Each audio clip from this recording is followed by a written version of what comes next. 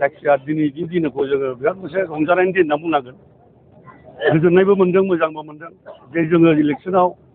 जि मोनबा गेरेन्टि होदोंमोन बे मोनबा गेरेन्टिखौ जों दिनै गमामायैनो मोगथाङाव जों मावफुंनो हाबाय बिनि थाखाय आं सिगाङावनो जोंनि हाग्रामा सारखौ जोंनि पिसिनि चिफ हाग्रामा सारखौ जों धन्यबाद होनांगोन जे इलेक्सनाव जि खोथा होदोंमोन बेखौ फारि फारि दिनै मावनो हाबाय मास मोननैनि गेजेरावनो जे मावनो हाबाय जोङो गावखौनो गोग्गादों आरो बेबादि मोनसे बिपिएफ पार्टिनि जोङो मावथि जानानै जोङो हाग्रामा सारनि दैदेननायाव जों थानानै गावखौनो गोग्गा मोनदों जे सारा बिपिएफ दोला जे मावनो हामारो बेखौ प्रमान मोनबाय रायजो राजाफ्राबो बिपिएफ दोला जेखौ बुङो बेखौ मावो बेखौ रायजो राजाफ्रा दिनै मोनदांबाय दा बेखायनो आं गोग्गानाय मोनदों बिपिएफ सासे एम जानाय हिसाबै दा आरो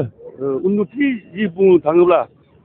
जि 4 मासावनो आङो बिजनि हिसाबै बुंगोन आं बेलेगावबो जादों आं बिजनि हिसाबै सुबाइजार हिसाबै बुंनो नागिरदों दाख्लैसो जोङो मास मोननै देर 2 मासआव आसाम माला जों मोनसे मोनदों 44 करोड़नि जि लामाया जालामोन भबानिपुर टु बर' बाजार थाबायनो हाखर जाजोब्बायमोन बेखौ जों मोनजेनबाय दा बिनिफ्रायनो जों मोनबाय बे 4 बोसोरावनो जि बुस्थुखौ 5 बोसोराव मावनो हायाखैमोन दिनै 4 बोसोराव मावनानै खिन्थाबाय